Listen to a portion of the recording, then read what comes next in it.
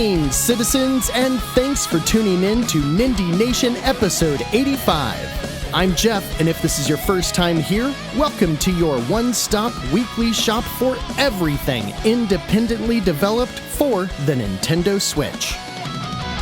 This week we're covering every single indie releasing for the Switch from October 3rd through the 9th, and when we're done there, we'll check out the best deals of the week over at the eShop, and we'll do it all to help you find just the thing to keep your Joy-Cons synced. Nindie Nation posts to podcast feeds and YouTube each and every Tuesday, and we're brought to you with help from our friends at the Nintendo Village. There's a bunch of stuff we do over on the Nindie Nation YouTube channel, and each Thursday we host Nindies at Night.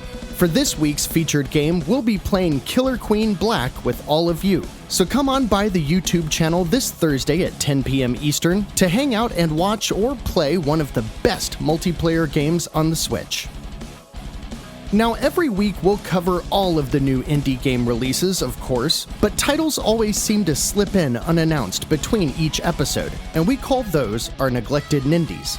So before we check out all of this week's new releases, let's kick things off by taking a look at the 9 neglected Nindies released since episode 84.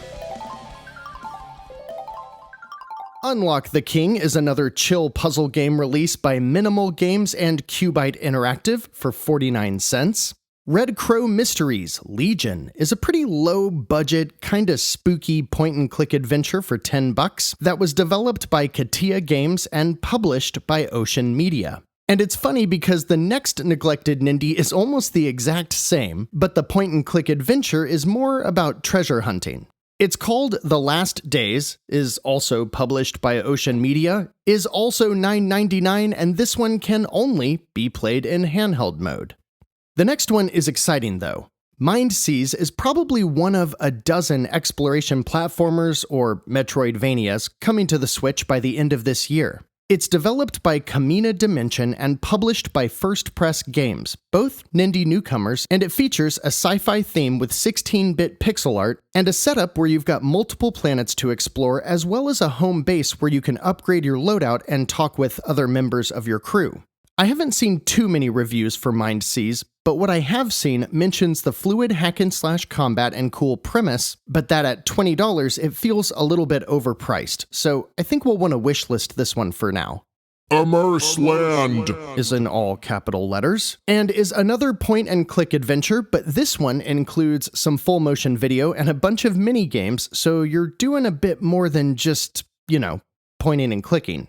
It's published by Viva Games and probably contains some good B-movie footage in there, and at $5, it might be worth a shot. Hide and Dance is by the same team at Kemco who developed Mom Hid My Game, and this new title is similarly very weird.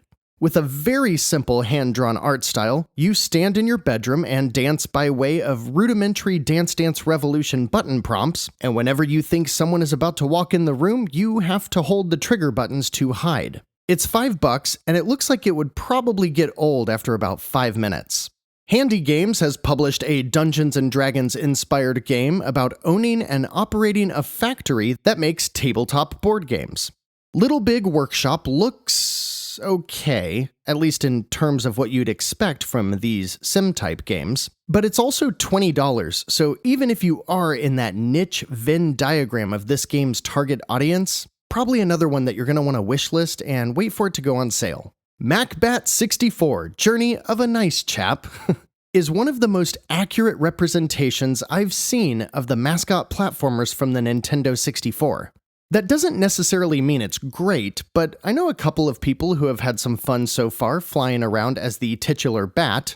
It's published by Diplodocus, which also doesn't instill too much confidence, but it's only $2, so it won't break the bank if you want to see how they've portrayed this style of game. eSolutions is another Nindie newcomer, and their first title for the Switch is Infection, board game, for $9.89. It looks like an off-brand checkers running on Windows 95. So those are all the titles that we missed since last week. Not sure how many of those I'm actually missing, but I'll be keeping my eye on MindSeize. What about you? Anyone taking the $2 chance on MacBat? Let me know in the comments or on Twitter at Nindie Nation. Looking ahead to next week, there are a ton of games coming out, and the quality is a little bit all over the place, but I still think there's going to be something for everyone. So with that, let's take a look at the 30 indie games hitting the eShop from October 3rd through the 9th. We kick off the week with a game that I just can't even, you guys. On October 3rd, Fallen Tree Games releases Quell for $7.99, and we have so many chill puzzle games named Quell already, I think they all involve sliding a block around to touch other blocks? I don't know, but I wish they would quell their constant release of games called Quell. Am I right? And on October 5th, 2 titles release, the first of which is Danger Gazers. And if that doesn't sound like a machine-generated indie game title, I don't know what does. Let's see here. Developed by ShotX Studio and published by Ultimate Games for $10, Danger Gazers isn't doing anything for me, especially in a sea of other top-down twin-stick shooters, but I would be remiss to skip over the fact that it does include procedurally generated levels, roguelike mechanics, and RPG elements. Also on the 5th, after spitting out Danger Gazers, if you give the old indie game name generator another whack, you'll get Space Grunts, which, for most intents and purposes, looks extremely similar to the top-down action of Danger Gazers. Space Grunts by Orange Pixel does, however, employ a turn-based system that is fast-paced, kinda like Crypt of the Necrodancer, where you're on tiles and you make a move when you press the button, but it still plays out in turns. It's hard to explain, but a neat take on the genre they've got here. I'm not sure if Space Grunts is worth the asking price of $13.99, but for what it is worth, Space Grunts also includes procedurally generated levels, roguelike mechanics, and RPG elements. And we're spacing them out this week, apparently, because on October 6th, a Tuesday, we have 5 indies releasing, and the first one being a title I've had my eye on for quite some time now. Foregone has been in early access on PC for a while, and is a side-scrolling action game developed by Big Blue Bubble, a studio who has spent most of their 15 years making largely forgettable mobile games. It's a surprise, then, that Foregone looks exactly like Dead Cells. The art style is so close that you would think Foregone is a sequel. It looks like it plays a lot like Dead Cells 2. Fast and fluid action with beautiful pixel art, yet Foregone appears to have a bit more in the way of magic, with some colorful locations and gunplay as well. I think this one is more of an adventure than the roguelike formula. Maybe it's a Metroidvania, but don't quote me on that one. Either way, I think Foregone is going to get a lot of coverage this coming week, so we should be watching for the reviews and considering if they justify the game's $30 price tag. From Orbit is a fun idea from Tentacle Head Games that launches on the 6th for $9.99. It looks like a low-poly top-down game, and it is, but your goal here is to land on procedurally generated planets, set up defenses, and mine as many resources as you can before you make your escape, as you'll be bombarded by aliens the whole time you're sucking their planet's resources dry. I mean, do you blame them? If you don't make it off the planet, you lose, but if you do, you use your resources to upgrade your ship and hopefully, eventually, make it home. Wait. The levels here are procedurally generated.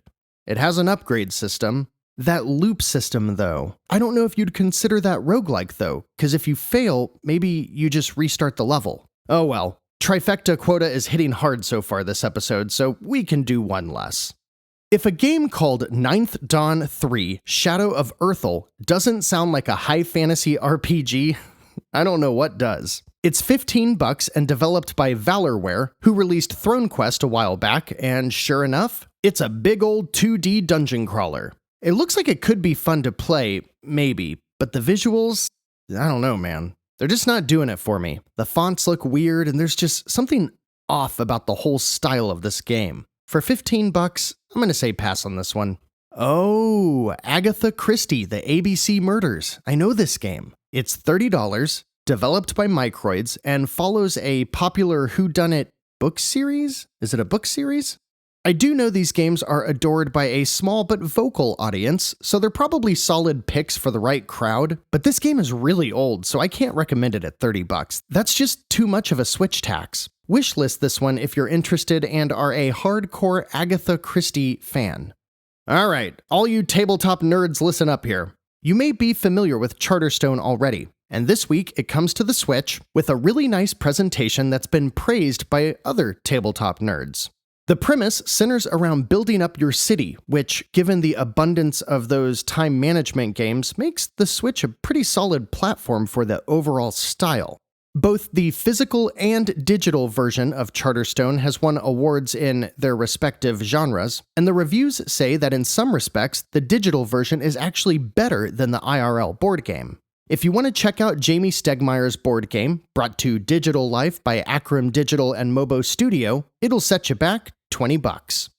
Shmoobity Boo sounds like a lot of things to me. A lyric from David Lee Roth, a magic spell from a Disney movie, an exclamation of something in a 90s Adam Sandler movie, or maybe even made-up profanity from a show like Friends or Seinfeld. Apparently the name Shmoobity Boo makes me think of the 90s. As it turns out, Shmoobity Boo, developed and published by Dimitro Darabus, is none of these, but I'll be damned if it doesn't look like fun. Shmoobity Boo Is one of those super challenging platformers. Think Super Meat Boy, Celeste, Super One More Jump. This version, however, is a little more about scanning the room, watching for patterns in the platforms and hazards than, making a run for it. But Shmoobity Boo, also tackles a genre I'm very traditionally critical of, and that is the crazy multiplayer party game. genre. The game looks totally enjoyable solo, but you can just tell from the footage, the way the characters are watching each other take turns like it was Wipeout or American Ninja Warrior.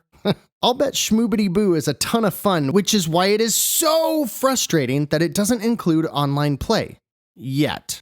I've reached out to Dimitro Darabus to ask about that and maybe see if we can do some kind of giveaway, because it looks like a really fun game to play with a community, so I'll address this on Twitter as I learn more at Nindie Nation. If you have people locally or already living with you that you can play this game with, $10 would probably get you a solid game to add into the party game rotation. I need to play it myself before saying if the solo content is worth the purchase, but either way, if online play is on the roadmap for this game, it could make Shmoobity Boo a name we say far more often.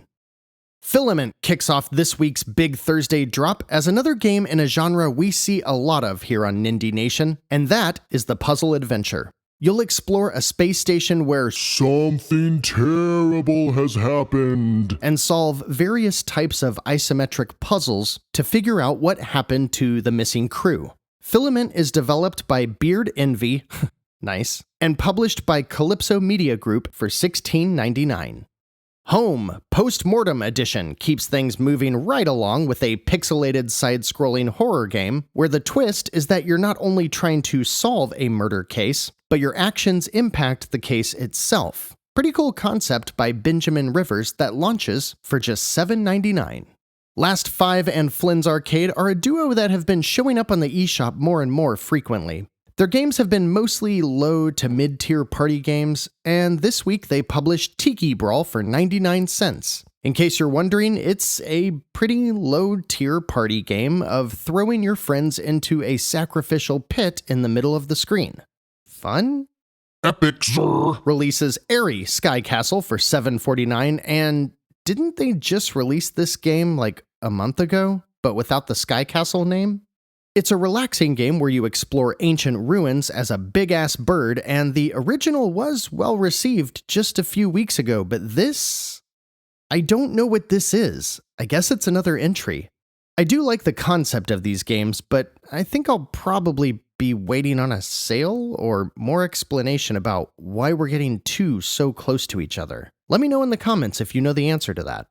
Now, maybe you're saying, I mean, that Airy Bird game looks cool, but I don't just want to fly around. I want to kick some ass. if that sounds like your inner monologue, I am sorry. Rest assured that Outer Loop Games has you covered as they release Falcon Age for $19.99.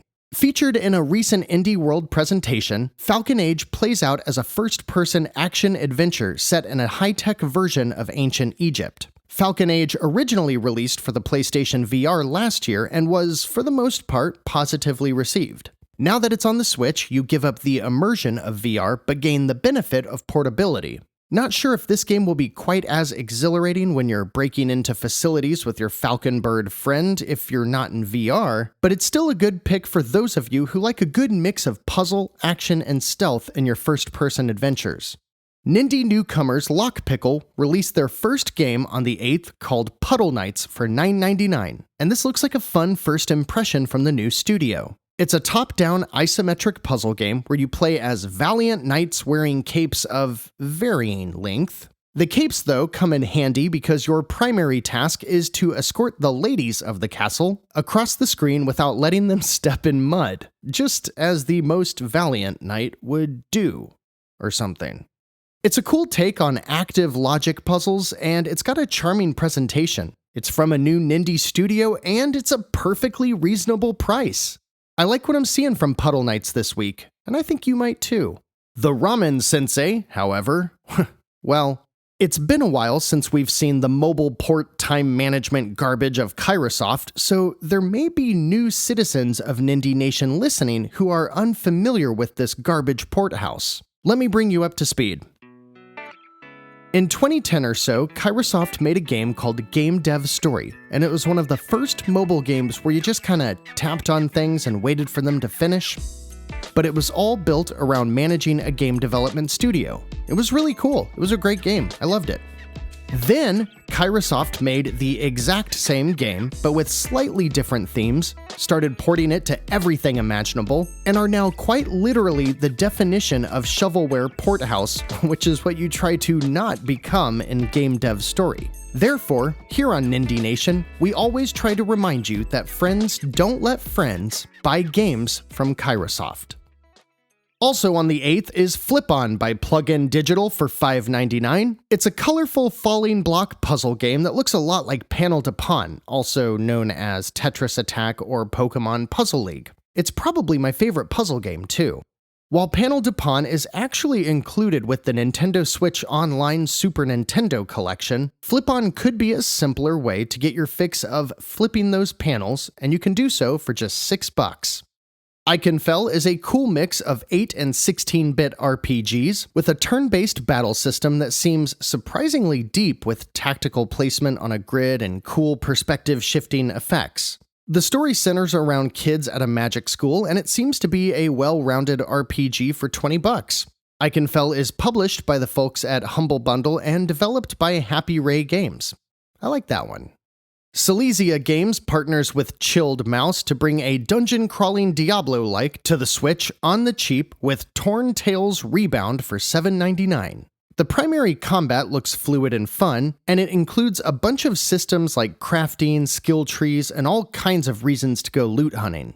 With a fantasy story revolving around Robin Hood, Snow White, Dr. Jekyll, and Mr. Hyde, there's a lot of good stuff going on in this game, and I suspect it's one that I'll be checking out for myself this week. And the next release on the 8th is the game that wins this week's award for Game that looks super cool, but I need to play it first before giving a recommendation. That's because Adventures of Chris takes everything we love about 90s platformers and throws it into one of those kitchen sink genre games where you're doing just a little bit of everything with constant humorous nods to the games of yore. It does seem like comedy is a big part of this colorful, cartoony action game, and from what I can see, it does seem to be genuinely funny. But with so much writing on how this game is executed, we should probably wait for reviews or at least learn a little bit more about this title from Gwen Entertainment and Graffiti Games before we shell out our $13.49. I am dead. I'm really sorry to break it to you, but I am.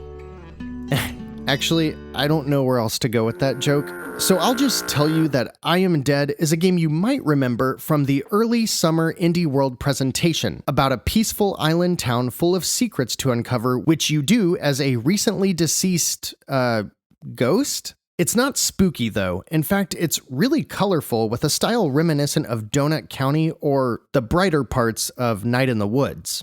The team at Hollow Ponds and Annapurna Interactive have made some excellent titles in the past, Wilmot's Warehouse and Hohokum to name a couple, so I suspect that this is one of the games to consider for Pick of the Week, especially if you're into solving puzzles.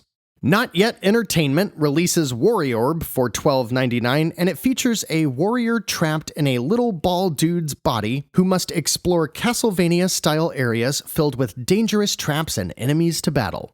A lot of what they showed in the game were traps that caused a one-hit death, and I was really on board until I saw that, because it doesn't seem like the kind of game where that's welcome, but who knows.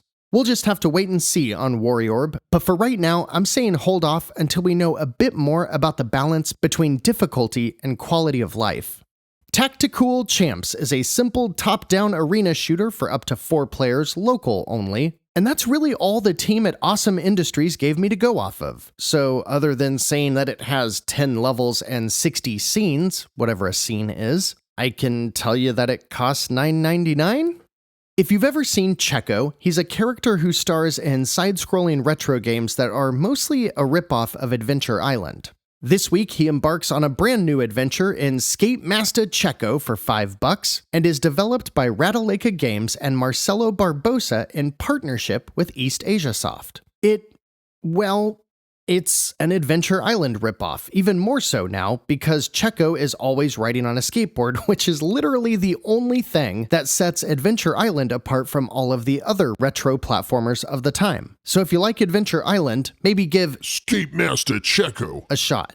It's funny that we just shared that little history lesson about game dev story in Kairosoft, because it looks like the masters of the rip-off game have been ripped off by Greenheart Games and their new release this week, which is called Game Dev Tycoon. You see, this one is way different because they spent a little bit more time spreading out the elements on the screen and replacing that yucky 2010 mobile game art style with a yucky 2020 mobile game art style. I mean, it does look kind of fun, to run your own imaginary game studio. But this game has already existed for a decade now, and they just reskinned it and slapped a $15 price tag on it. So if that's the power fantasy you want, just go try Game Dev Story on your iPhone. I think it's $1. You'll be hooked on it for a few days, then probably never play it again. But hey, at least we can say we had some fun, right? Right?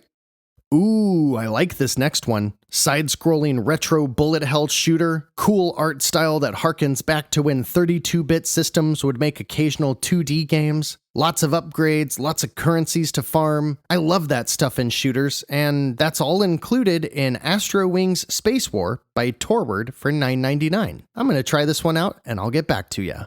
And can you believe it? We're finally at the last game for the Big Thursday drop this week, and it is Ghost of a Tale by Plug-in Digital for 25 bones. I think this one was also in an Indie World presentation. It's basically a 3D action adventure where you play as a mouse in a world where mice rule everything, and you're on a medieval-style quest to save your one true love. There's action RPG combat, puzzles, and all kinds of stuff to get into in a game with graphics that look quite convincing at the right angle. I'll be watching for reviews of Ghost of a Tale. You probably should too. Wrapping up the week are 3 games releasing on Friday, October 9th, the first of which is Reflection of Mine, which is spelled with all kinds of backwards letters, symbols, and Greek characters, so figuring out what the name of this game was a challenge and frustration all on its own. Releasing for $7.99, this is Ratalaika's release for the week, and features 2 main controllable characters who navigate a top-down world of traps to uncover the secret of which of these sisters is the real one, and which one is a figment of a personality disorder. That's a cool premise, but I think the genre is only going to be a fit for a very select few. Street Racer Underground looks exactly like Need for Speed Underground, at least in all the marketing, logos, and anything that could be used to fool a consumer. They're really trying to trick their audience here. The problem, though, is that this is just a janky mobile port of a completely unrelated game for $5.99 by Jandusoft. And finally, ringing the bell for new release number 30 this week, and most likely the pick of the week, is Team 17's long-awaited follow-up to their Escapists series, The Survivalists. Set inside a procedurally generated world, you set forth alone on an island and have to hunt, gather, and build what you need in order to survive. And I guess eventually get off the island? I don't know. Look, The Escapists are awesome games, and while I don't typically play survival games like Don't Starve, the folks at Team 17 know how to take a lesser accessible genre and make it something for everyone. So with that said, I am very positive that when the Survivalists release and wrap up this week of new releases, it will be well worth the asking price of $24.99. Man, that was a big week. Did you find something for you? The Survivalists is a game I know a lot of people have been waiting for, but I'm a bit more interested in Astro Wings, Danger Gazers, and both of the bird games. But what about you? Let me know what stands out to you in the YouTube comments or on Twitter at Nindie Nation. Before we part ways for the week, let's stroll on down to the Nintendo eShop and take a look at the deals. With 647 games currently on sale, it is impossible to find the best picks, so we've taken it upon ourselves to hand select 10 games that are worth your time that also happen to be at their lowest price ever. Here are Nindie Nation's picks for the best deals available through at least October 9th.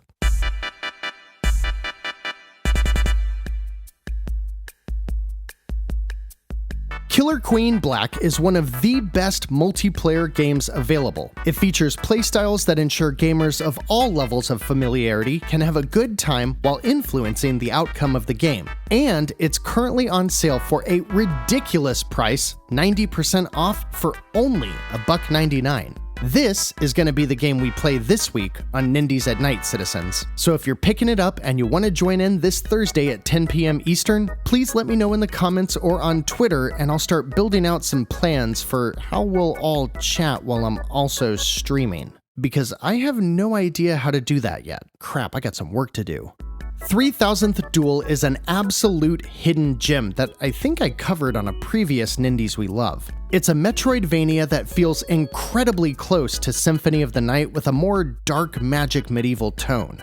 It's developed by a team of 2 and carries a hefty amount of content with over 20 hours of playtime, and just got a free, huge expansion last week. It can get a bit obtuse at times, but the combat is great and there's a ton of progression systems that keeps even mindless exploring rewarding. At full price, I still recommend the game, but half off for only $7.49?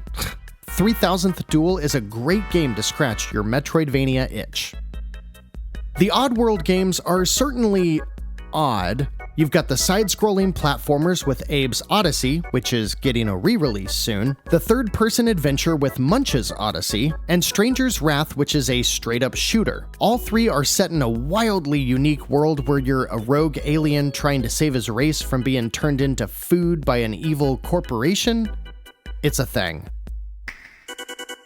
And the whole series is 33% off right now, with Munch's Odyssey and Stranger's Wrath both ringing the cash register for $20. Now they are expensive, so do a bit of research to make sure you want to try them out, but they're both great games that easily bring enough value to their asking price.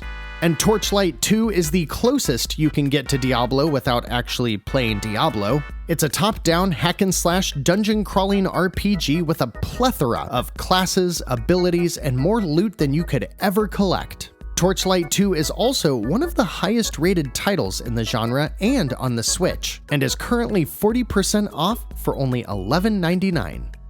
Xeodrifter is one of my favorite games to recommend, and it's probably the one that I'm gonna demand a bunch of people buy this week.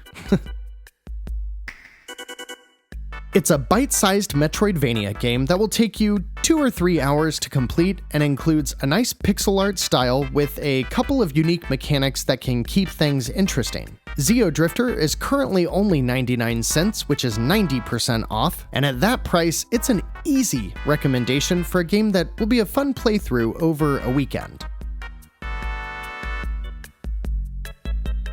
And Squidlet is a game that I'm throwing out there solely as a novelty recommendation because it's only 19 cents. Squidlet is made by a couple developers who wanted to build themselves a modern Game Boy game, and that's exactly what they did. It's pretty much a clone of Kirby, and the whole thing is over in about 45 minutes, but it's super cute and very well made. The developer is actually about halfway finished with their sequel, Super Squidlet, and I can't wait to see what they do with the power of the Super Nintendo Entertainment System.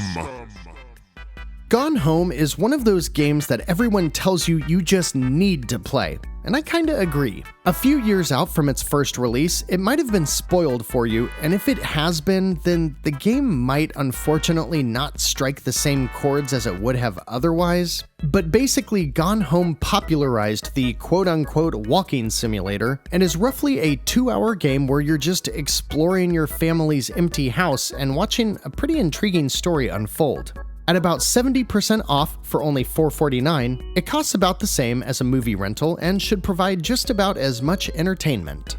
Terraria is one of the biggest games with the deepest, longest-running communities you'll find this side of Minecraft. And that's for good reason, as the game is basically side-scrolling 2D Minecraft. You can do anything, but ultimately you're digging and building a settlement. If you like Minecraft, Stardew Valley, or any game like those, you'll probably like Terraria. And right now, it's matching its previous all-time low at 30% off for $20.99. Last week, you know that Alwa's Legacy was our pick of the week, and if you want to see what all the fuss is about, you can try out the decidedly more 8-bit prequel Alwa's Awakening, as it is currently 30% off for $6.99. This is an excellent game that I think can actually run on the NES, which is always cool when developers do that, you know? Plus, it has an excellent soundtrack. Alwa's Awakening is a fun retro platform adventure that's great to play with headphones and/or a great D-pad controller like the 8BitDo SN30 series. And last but not least is another super cheap game, as Membrane is only 9 cents. This is one of those titles that always screws up the eShop charts by discounting so low, but I gotta say, for 9 cents, it's a pretty fun, if not super bizarre, physics puzzle platformer that I still chip away at from time to time. If you like weird and you like breaking physics engines, give Membrane a shot while it's 99% off for 9 cents. And that brings us to the end of this week's crazy jam-packed list of games. I'm sweating just thinking about all of the trailers I'm gonna have to download for the YouTube version. Speaking of which, don't forget that Nindie Nation hits podcast feeds and YouTube each and every Tuesday. And while you're there, check out our Let's Plays and replays of Nindies at Night. Also, if you're picking up Killer Queen Black, or if you already have it, come back and join us this Thursday night at 10 p.m. Eastern, and even if you don't have the game, but want to hear a bunch of us yell at each other, stop on by and root for your favorite team. For everything else playable on the Nintendo Switch, don't forget our friends and hosts of the Nindie Nation podcast feed, the Nintendo Village. They're out there cranking out daily articles and weekly shows on their own YouTube channel or on their website, where you can find everything they do all in one place at thenintendovillage.com. Once again, citizens, thank you for hanging out with us every week. The Nindie Nation YouTube channel just hit 600 subscribers, and I can't thank you enough. If you're not subscribed, please do so, and if you want to help us grow, just go share the Nindie Nation gospel with anyone that needs a little more Nindie in their life. We'll take good care of them. 9 neglected Nindies, 30 new Nindie releases, and 10 Nindie deals? Phew, that really was a big week. Thanks for watching, thanks for listening, and hey you, one of the few that hangs around until the very end of the episode, thank you for letting my little self-promotion ramble play out. I appreciate you. Next week is yet another jam-packed week, and there's still a lot of big Nindies with an ambiguous 2020 release date, so hopefully we keep getting these big indie surprises like we've seen over the past few weeks. Either way, those citizens, that's for next week, and we're all done for today. So until next time, I'm Jeff, this has been Nindie Nation episode 85, and whether you want to be a bird, a bee, or a schmoobity-boo, know that we'll be right here to help you find just the thing to keep your Joy-Cons synced.